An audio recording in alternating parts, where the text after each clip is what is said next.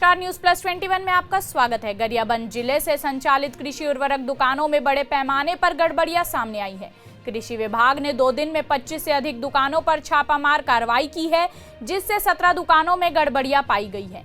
विभाग ने पांडुकाचूरा व अन्य क्षेत्रों में मौके से नकली और एक्सपायरी डेट दवाइयां भी बरामद की हैं। लगातार जिलाधीश गरियाबंद नम्रता गांधी को खाद्य बीज द्रव्य अन्य सामानों की बिक्री में अधिक रेट मिलने की शिकायतें आ रही थी, जिस पर जिलाधीश के निर्देश के बाद कृषि विभाग सक्रिय हुआ और पांडुकाचूरा व अन्य क्षेत्रों में बड़ी कार्रवाई करते हुए जिले के अंदर 2 दिन में 17 दुकानों को सील कर फिलहाल विभाग ने सभी दुकानदारों को नोटिस जारी कर जवाब तलब किया है। वहीं कुछ दुकानों को सील कर दिया गया है। विभाग की ताबड़तोड़ कार्रवाई से कृषि उर्वरक दुकानदारों में हड़कंप मच गया है। वहीं जिले में बड़े पैमाने पर नकली और एक्सपायरी दवाइयां बिकने की पोल भी खुलकर सामने आ गई हैं।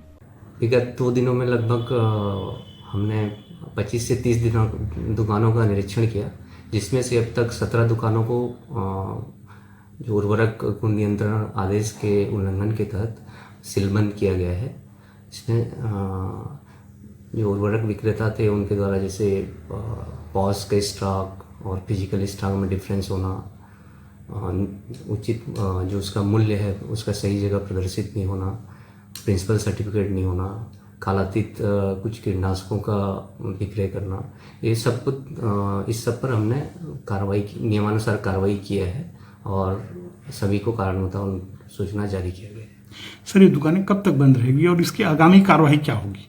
ये दुकानें हमने तो अभी नोटिस दिया है। नोटिस आने के बाद हो सकता है हमने उनका लाइसेंस को सस्पेंड करें। उसके बाद फिर उनका जवाब संतोषप्रद नहीं पाया जाता है तो उन्हें निरस्त करने की कार्रवाई की जाएगी। ऐसे ही तमाम जानकारी के लिए हमारे चैनल को लाइक और सब्सक्राइब करना ना भूलें और नोटिफिकेशन के लिए बेल आइकन जरूर दबाएं।